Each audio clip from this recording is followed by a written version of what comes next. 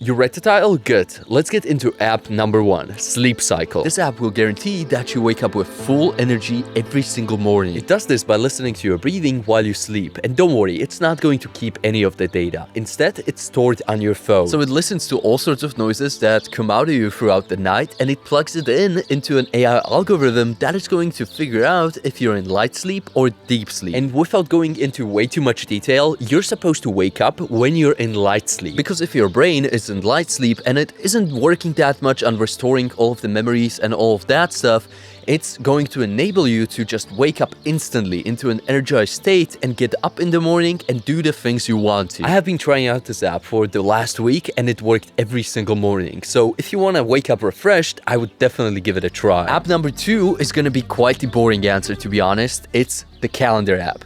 And I don't care if you use Apple Calendar or Google Calendar, but let me tell you, the calendar is more powerful than you think. So I don't know about you, but I listen to a ton of videos always talking about how the calendar has changed their life and really organized their time. And I couldn't figure out how to do this for myself because, to be honest, I didn't have much going on in my life. So I fixed this by using the Calendar app in a completely different way. I switched it 180 degrees, you could say. Instead of planning things, I now just mark down things. So you can do this with pretty much any calendar app, like I said, but I'm going to be showing you how I do it in Apple calendars. So first things first, you want to create 3 new groups. These are called calendars in a calendar, which is super confusing, but stick with me. And you are going to name these 3 calendars Good, Bad, and Neutral. And these names will go to the tasks you are performing in a day. So for example, when I wake up in the morning and I would just take my phone and start doom scrolling TikTok on there, I would label that as bad. But on the opposite end of the spectrum, if I would pick up my phone and just get my meditation going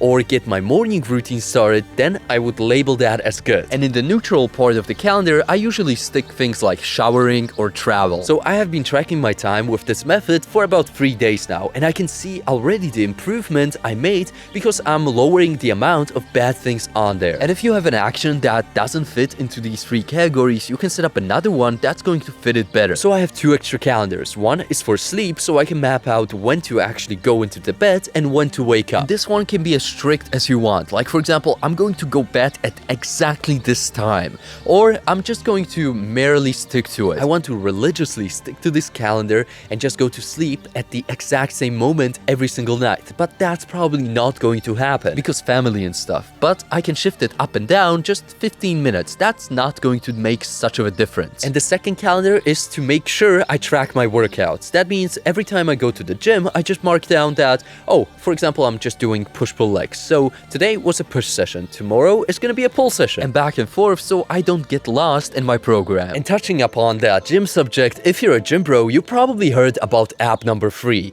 MyFitnessPal. This app has single-handedly changed the way I look. Because if you make sure you stick to the numbers, count your calories, and count your macros every single day to the exact point, you are going to get results for sure. There is no way in the world that you're not, if you're doing all the things properly. So there are actually 2 functions I use MyFitnessPal for. Number 1 is going to be tracking food. And you can track your food with 2 different ways. Number 1 is going to be just putting in and searching for the food that you are eating.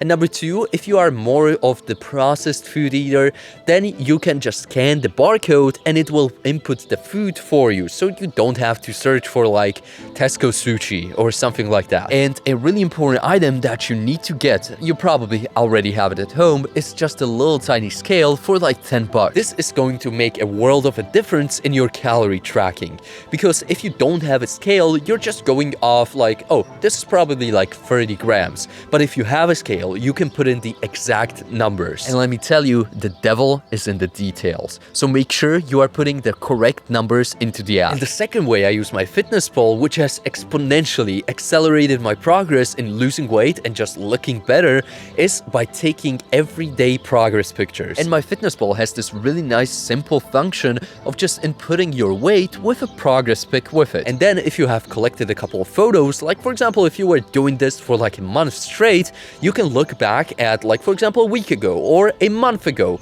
how you looked like and how you have moved along. And this, I think, has been the single most influential thing when it comes to losing weight, because I used to be stupidly overweight, like 105 kilos for my 184 centimeters, which by no surprise didn't feel good at all. And if you're at the same place I was a couple of years ago, make sure to watch out for the next couple of videos, and I will tell you exactly how I went from being super fat and obese to being pretty much in a really good fitness shape and being able to do any sport that I want. So these have been the 3 apps I use on a daily basis to get my life back in order. If you want to follow along on the self-improvement journey, make sure to subscribe right here, and I will see you in the next one. And for those of you who stuck to the very end and watched the whole video, I have a special trick regarding the first app that I mentioned. So when you boot up Sleep Cycle for the very first time, it's gonna require a subscription, but you can just cancel the subscription after you sign up for it, and then you will just get the app for free. But if you still want the premium features, like for example hearing what you said during the night and things like this,